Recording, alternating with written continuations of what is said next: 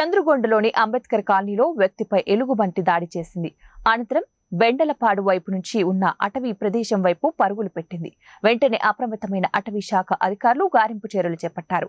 ఈ గాలింపు చర్యలో భాగంగా రామవరం జూలూరుపాడ చంద్రుగొండ రేంజ్ పరిధిలోని అటవీ శాఖ అధికారులు ముమ్మరంగా గాలింపు చర్యలు చేపట్టినట్టు జిల్లా అటవీ శాఖ అధికారి మరియు కోటేశ్వరరావు తెలిపారు.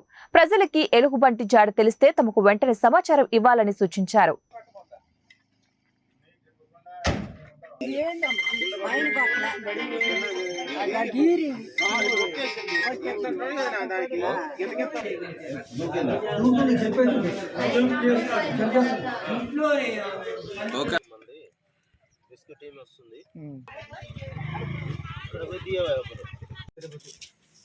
నేను ఇంట్లో నుంచి ఉదయం 5 గంటల 5 నిమిషాల కారు ఒంటరి సైడ్కి వేరేని పూసుకొని ఇంట్లోకి వెళ్తున్నా.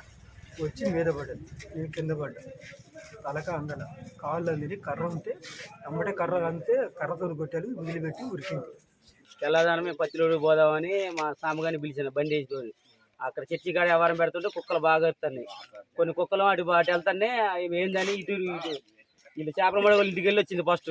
ఆ నుంచి మళ్ళీ కంచెల ఇంటికి పోయి ఆయన టాయిలెట్ పోసి ఆయన వస్తుంటే రిటర్న్ తిరిగి మళ్ళీ ఆయన గరిచింది. అది గరిచి మళ్ళీ మేము ఎందుకు పోయింది రాని సాంబాయి ఇద్దరం కలిసి పోదామని మేము ఆ నుంచి వస్తుంటే ఇక్కడ దాకా వచ్చాను. ఇక్కడ నుంచి వచ్చిన తర్వాత అది మా మీదకి వచ్చిందేమని మళ్ళీ మేము ఆ నుంచి వెనక్కి తిరిగి వెళ్ళిపోతుంటే అది మా వెనకనే ఉంది. మళ్ళీ మేము దాని వెనకే కొద్దిగా దూరం అది మిరపకాయలు దాటిన దాకా మళ్ళీ చూసినాం. అది అటు వెళ్ళిపోయింది. అది ఉదయం 6 గంటల సమయంలో చంద్రుగొండలోని ఎస్సీ కాలనీ వద్దకు ఎలుగుబంటి వచ్చినట్లు సమాచారం వచ్చింది.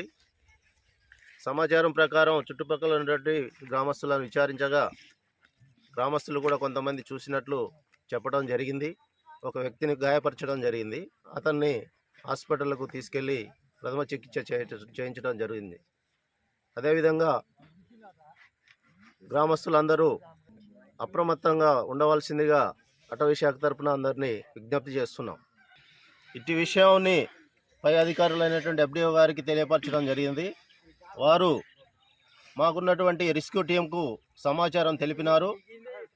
ఆ సమాచారం ప్రకారం వారు వచ్చి ఆ ఎట్టి పరిస్థితిలో ఆ ఎలుగుబంటిని పట్టుకొని అడవిలో వదిలివేయటకు ఏర్పాటు చేస్తున్నాం. కాబట్టి ప్రజలందరూ అప్రమత్తంగా ఉండవాలని కోరుకుంటున్నాం.